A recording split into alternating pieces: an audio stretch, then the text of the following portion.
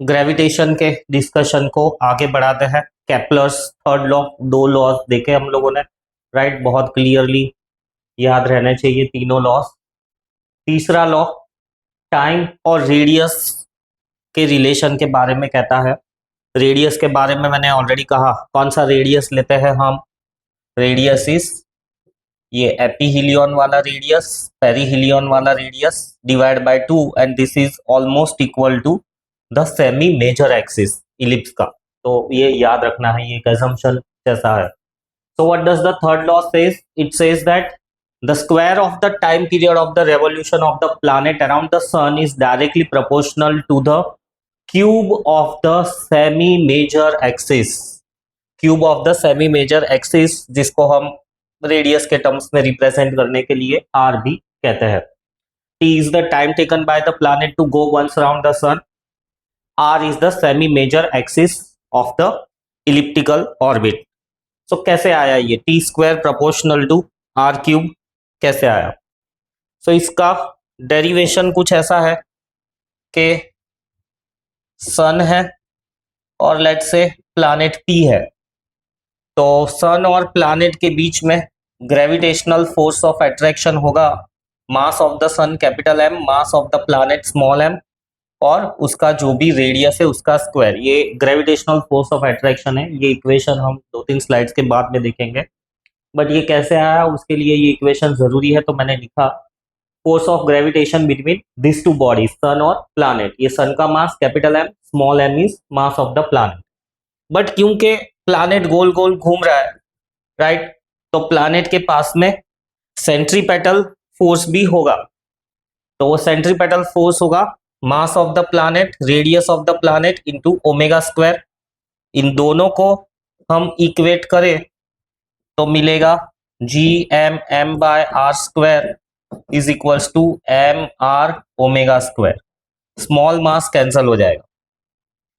Further G M, right, by R square equal to R, omega को हम substitute कर सकते हैं 2 pi by T time period के टर्म्स में, सो वो हो जाएगा 4 pi square by T square. इसको रीअरेंज करें तो T square will be equal to R cube 4 pi square, right, upon G and mass of the sun. T square is proportional to r cube, whereas this 4 pi square by gm is constant, और ये constant और कुछ भी नहीं है, semi major axis की value देगा ये कांस्टेंट, प्लैनेट की सेमी मेजर एक्सिस की वैल्यू देगा। So this is how the third law T square proportional to R cube आया। नेक्स्ट क्वेश्चन है, right, time period of the Jupiter is 11.6 years. How far is Jupiter from the sun?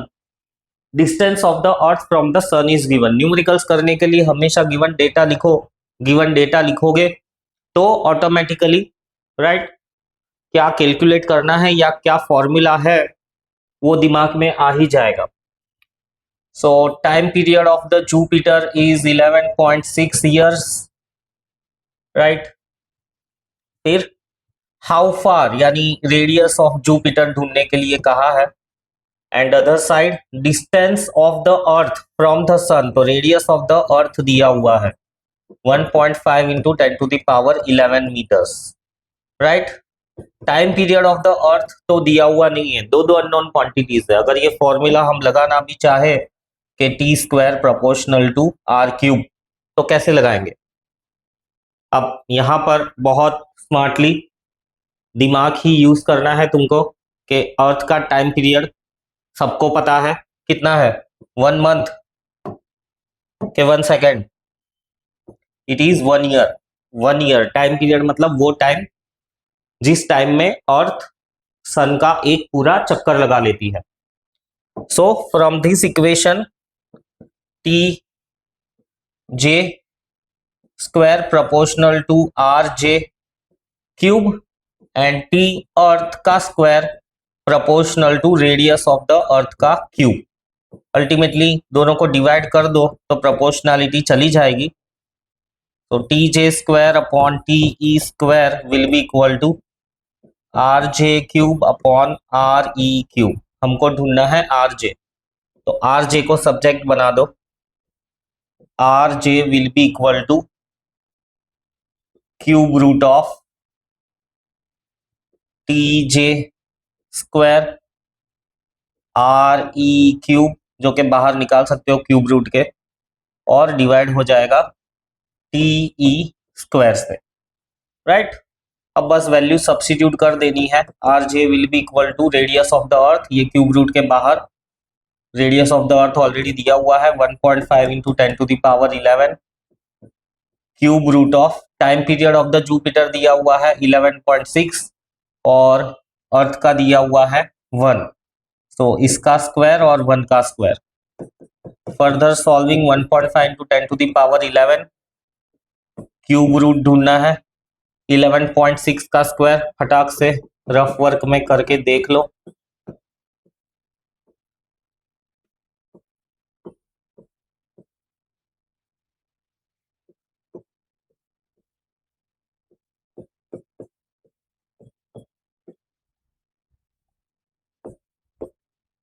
One three four five six,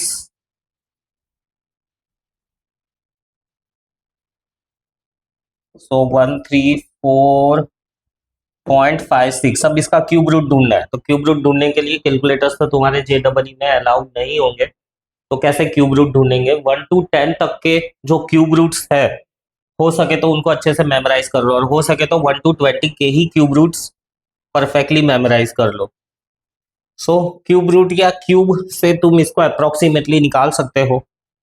तो 134, 5 का cube क्या आएगा, 5 का cube आएगा 5 5 25 into 5 यानी 125, और 6 का क्यूब रूट क्या आएगा, 6 6 36, 36 इंटू 6 216। तो क्लियरली ये दिख ही रहा है हमको कि 125 और 216 125 के काफी क्लोज है ना, 125 से थोड़ा सा ज्यादा है, तो इसको तुम 5.1 या 5.2 ले लो, चलेगा। अप्रोक्सीमेटली आंसर आएगा ही, 5.1 लो 5.2 लो, आंसर आएगा ही आएगा। और कुछ बच जाता है नहीं, तो 51 into 15, 7.65 into 10 to the power 11 meters. So this is the answer. Hello.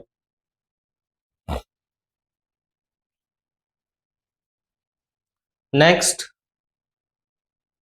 भी एक क्वेश्चन है। Time period of A satellite is 8 hours.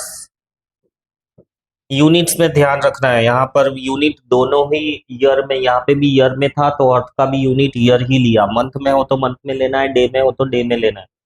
ऐसा ना हो कि एक यूनिट डे में है और दूसरा यूनिट मंथ में है।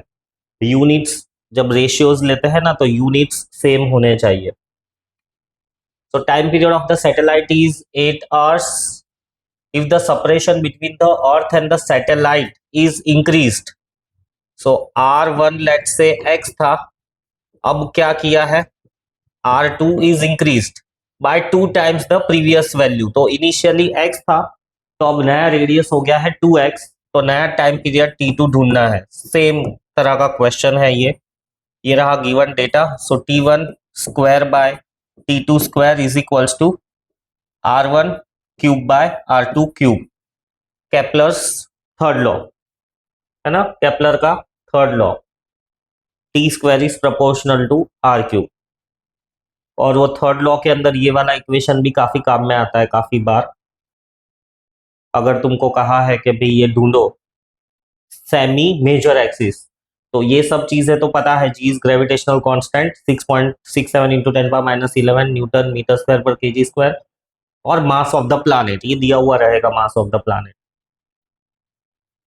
सो बस वैल्यू सब्स्टिट्यूट करो और कैलकुलेट करो। हमको ढूंढना है T2। So if we make T2 as a subject, R1 r2 cube upon r1 cube into t1 square, value substitute कर दो। r2 की वैल्यू 2x का क्यूब, r1 की वैल्यू x का क्यूब, t1 8 का स्क्वायर। So t2 will be equal to 8 का square, तो 8 ये स्क्वायर इधर जाएगा, स्क्वायर रूट हो जाएगा 8 स्क्वायर रूट के बाहर, और स्क्वायर रूट के अंदर आएगा 8x cube by x cube, x cube cancel, 8 into square root of 8 यानी 16 स्क्वायर रूट 2। इतने घंटे अब ये नया टाइम पीरियड आएगा। चाहो तो इसमें अब स्क्वायर रूट ऑफ 2 की वैल्यू सब्स्टिट्यूट करके जो भी डेसिमल वैल्यू है निकाल सकते हो, या ऐसे भी छोड़ सकते हो। Next, the distance of the planet Jupiter from the sun is, so radius of the Jupiter is 5.2 times the radius of the Earth. Find the period of revolution of the Jupiter. Jupiter का ढूंढना है around the सन, और time period of earth हमको पता है 1 year, तो 1 year के terms में ही ढूंढेंगे। Once again same formula, right, T proportional to R cube, so R J का क्यूब अपॉन R अर्थ का cube. So T J square will be equal to time period of the earth 1 का square multiplied by R J दिया हुआ है 5.2 into radius of the earth इसका cube upon R E cube. Further solving, time period of the Jupiter will be equal to square root of 5.2 का cube, right. सो 5.2 का cube ढूंढ लो, 52 into 52,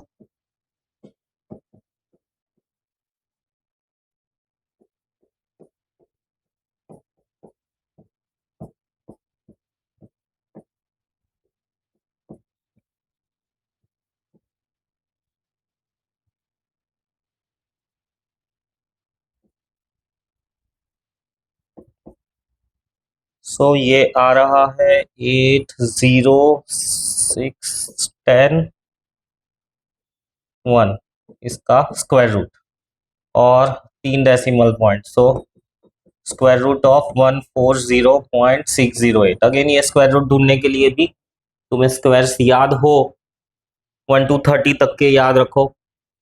सो जैसे 11 का square है 121 से बड़ा है, 12 का स्क्वायर है 144, जस्ट क्लोज है ना, 12 के स्क्वायर के जस्ट क्लोज है, बट थोड़ा सा छोटा है, तो इसको तुम अप्रोक्सीमेटली ऐसा लिख सकते हो 11.7 या 11.8 ईयर्स। 7 लिखो, 8 लिखो, 0.9 लिखो, 8 लिख दो क्योंकि काफी क्लोज है, या 11.9 भी राइट ही है, वो ऑप्शन से तुम्हें पता चल जाएगा। नेक्स्ट, एक और क्वेश्चन है, let the speed of the planet at the perihelion be VP.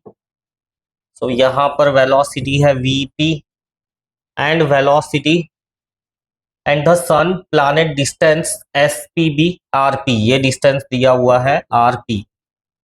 फिर relate R P V P to the corresponding quantities at the aphelion, मतलब यहाँ पे जो वेलोसिटी होगी वीए और ये जो रेडियस है एपीहिलियन वाला आर, इनके बीच में रिलेशन निकाल रहा है। ऑलरेडी प्रीवियस थियरी में हमने देखा रिलेशन क्या है, velocity is proportional to the radius, right.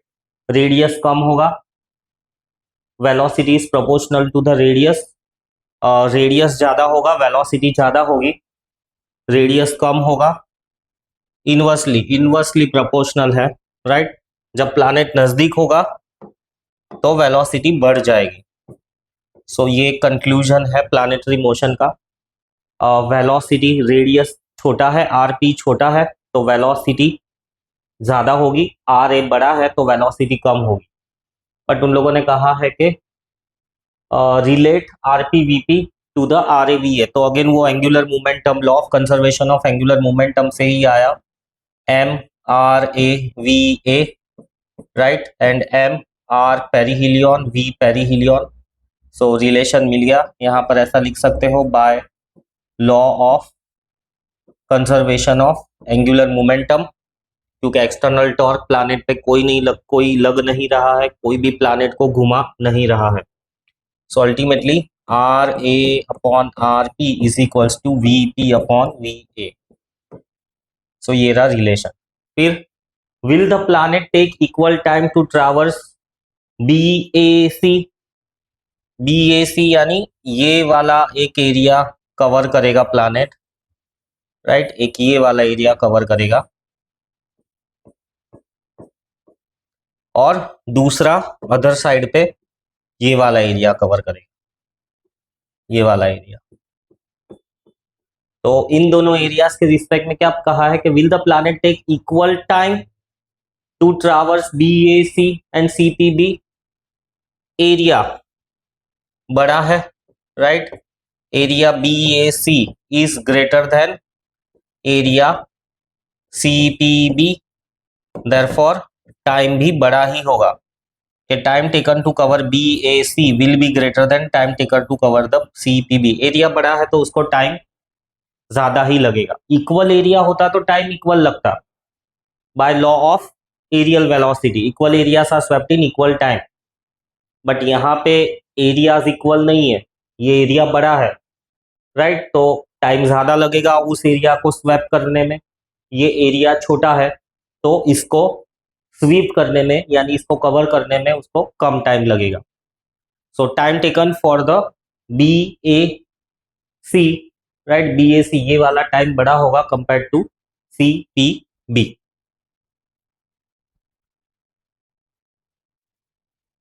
फिर नेक्स्ट है, given that T square is equals to K R cube, express constant k of the above relation in days and kilometers, given that k is equals to 10 to the minus 13 second square per meter cube। अब k तो already दिया हुआ है, right, उसको हमें days और kilometre में convert करना है। और फिर और भी पार्ट है कि मून का डिस्टेंस दिया हुआ है अर्थ से, तो उसका टाइम पीरियड ढूंढना है, ठीक है। तो first part is conversion of the k 10 to the power minus 13 second square upon metre cube.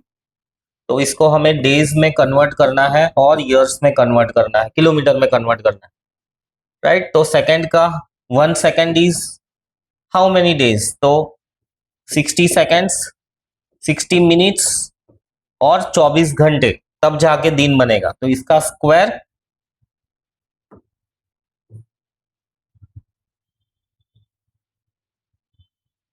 और मीटर क्यूब का कन्वर्जन करने के लिए किलोमीटर में कन्वर्ट करना है, तो 1 metre is 1/1000 kilometre.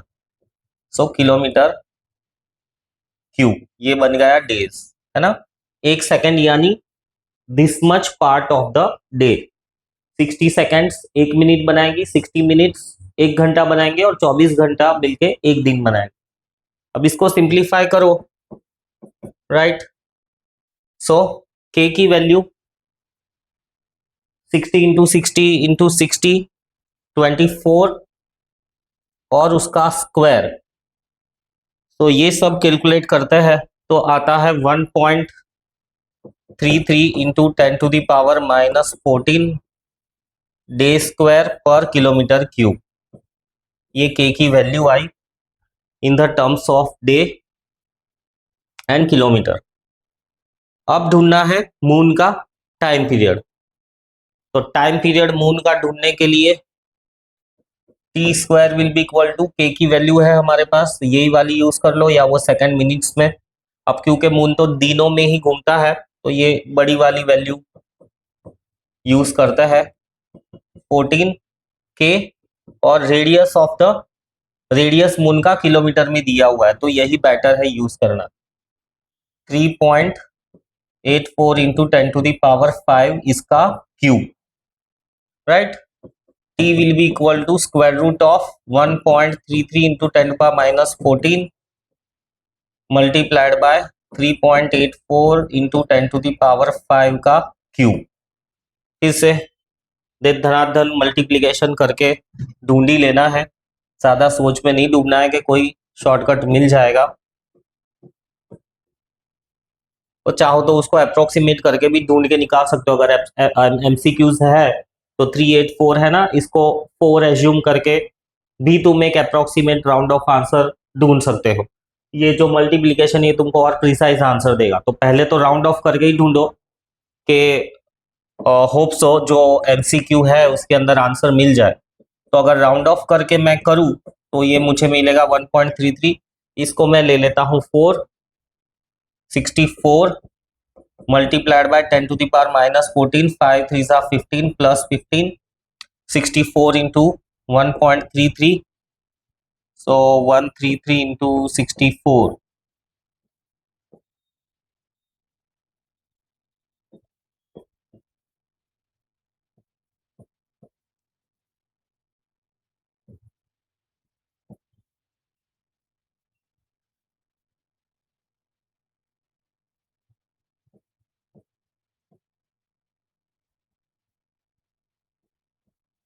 8512 square root of 8512 और एक 10 मल्टीप्लाई होगा, सो 851.2 इसका स्क्वायर रूट। अगेन स्क्वायर्स तुमको अप्रोक्सीमेटली याद होने चाहिए।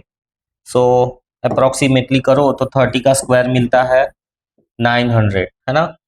29 का स्क्वायर कितना आता है मुझे तो याद नहीं है, तो मैं बेटर है इसको मेमोराइज कर लो।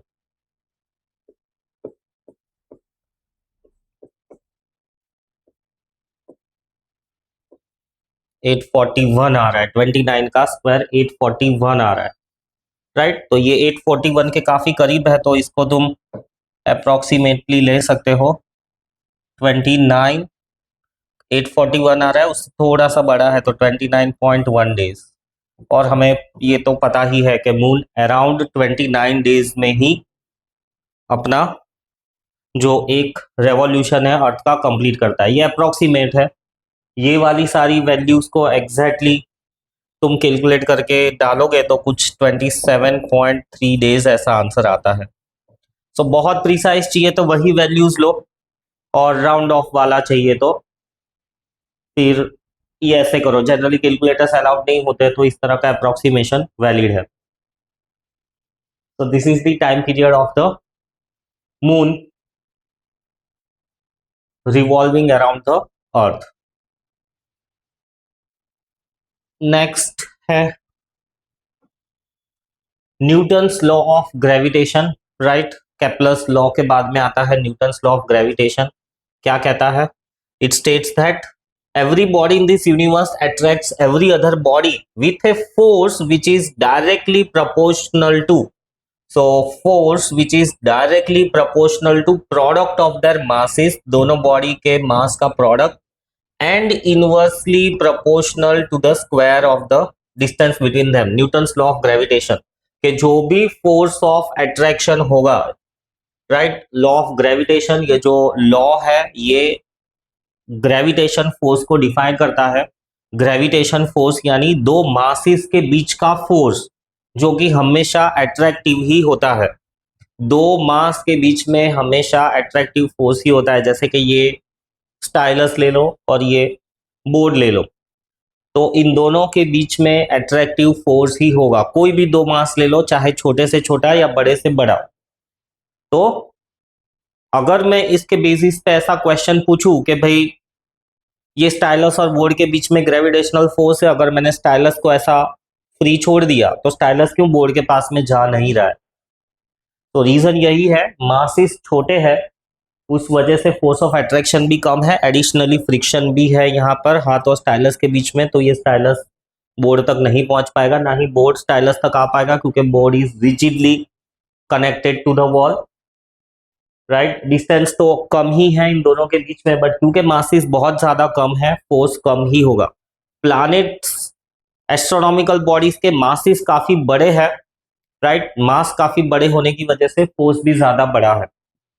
सो कुछ ऐसा है कि लेट अस से this is body of the mass m1, और ये मास यानी काफी बड़े मास, प्लैनेट, स्टार्स, और इन दोनों के बीच में है distance r। So from that using this law we get this combining this two equations we get m1 m2 by r square. Proportionality sign को रिमूव करते हैं तो एक कांस्टेंट अपीयर हो जाता है, उस कांस्टेंट को स्पेशल नाम दिया गया है, उस कांस्टेंट को हम कहते हैं ग्रेविटेशनल कांस्टेंट या universal gravitational constant. Universal universal यानी पूरे यूनिवर्स में सिर्फ मिल्की वे या सोलर सिस्टम को एप्लीकेबल नहीं है, पूरे यूनिवर्स के लिए तुम ये इक्वेशन यूज कर सकते हो। The force of attraction between the any two mass, कोई भी दो मास ले लो, एक मास अर्थ पे है, दूसरा मास प्लूटो पे है, तो भी उनके बीच में अट्रैक्टिव फोर्स है ही है। ऑब्जेक्ट के मासेस आर और जी की वैल्यू, जी यूनिवर्सल कांस्टेंट है, राइट, उसकी वैल्यू बहुत छोटी है, 6.67 इंटू 10⁻11 न्यूटन मीटर स्क्वायर पर केजी स्क्वायर, बहुत छोटी सी वैल्यू है ये जी। सो इस छोटी सी वैल्यू की वजह से फोर्स बहुत कम हो जाता है। अल्टीमेटली अगर फोर्स को बढ़ाना है तो जी तो बहुत छोटा है, मास काफी बड़े होने चाहिए, रेडियस काफी छोटा होना चाहिए। So that is what Newton's law of gravitation is. Definition, dimensions and units of G. So ये फॉर्मूला जो है इसमें से हम जी का डेफिनेशन ढूंढ सकते हैं। कैसे ढूंढ सकते हैं कि let mass be 1 kg and separated by the distance of 1 meter, so ultimately F हो जाएगा G। so G का डेफिनेशन मिल गया हमको, क्या मिलेगा कि G is force between, attractive force between two masses of 1 kg each and placed 1 meter apart। सो ये जी का डेफिनेशन मिल गया। डायमेंशन ढूंढना है, सो डायमेंशन ढूंढने के लिए जी का यूनिट क्या है, यूनिट है जी का, रीअरेंज करेंगे तो F R square by m1 m2। So ultimately unit of G मिलेगा हमको न्यूटन मीटर स्क्वायर पर केजी स्क्वायर। डायमेंशन ढूंढना है, इसी इक्वेशन को यूज कर लो। So dimension of G, right, first second chapter units measurement dimension में सीखा था। डायमेंशन, फोर्स का डायमेंशन